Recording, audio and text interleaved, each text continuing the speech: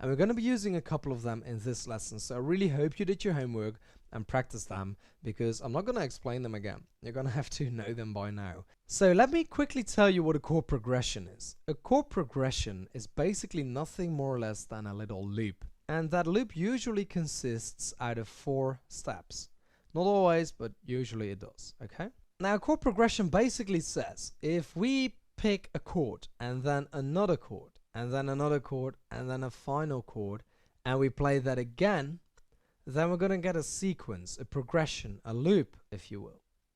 And I've put 4 chords above the piano right here, so you can peek a little bit if you want, and check out those notes if you forgot them. But I've put 4 chords up there, and what happens is if we're going to play those 4 chords in a row, we're going to end up with a song. And most of the songs, most of the pop songs out there basically use a chord progression of 4 chords. Sometimes they use 2 chord progressions, and that's all. Like, that's the entire song. Let's have a look at the chord progression up there. We have F minor, A flat, E flat, and D flat.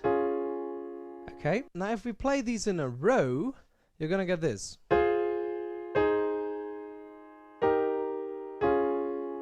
Okay, and this is actually Hello by Adele. And basically by playing these 4 chords, if I remember correctly, that's the entire song. That's all that basically happens. So what I want you to understand is that if you keep on looping this, you simply get a song. And that's what we call chord progression. Okay? So all you're basically doing is playing those 4 chords right after each other and turning that into a song. Therefore, if you know your chords and you have a look above the piano right now, you see those 4 chords. You see, F minor, A flat, E flat, D flat. That's all you have to remember in order to play Hello by Adele.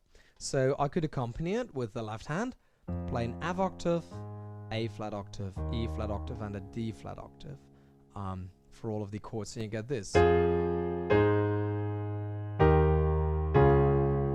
Okay, so if you do that, if you match these, you're gonna get a song.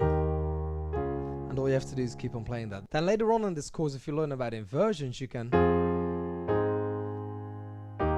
play it right here, so it actually sounds like the song. Okay?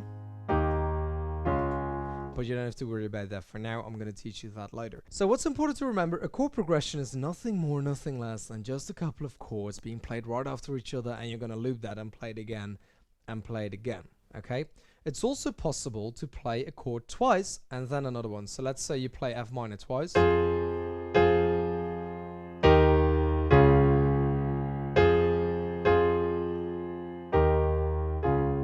Okay, it makes it sound different of course, but that's also a chord progression. It basically says play F twice and then move on to E flat and D flat. Okay? F minor, that is, of course.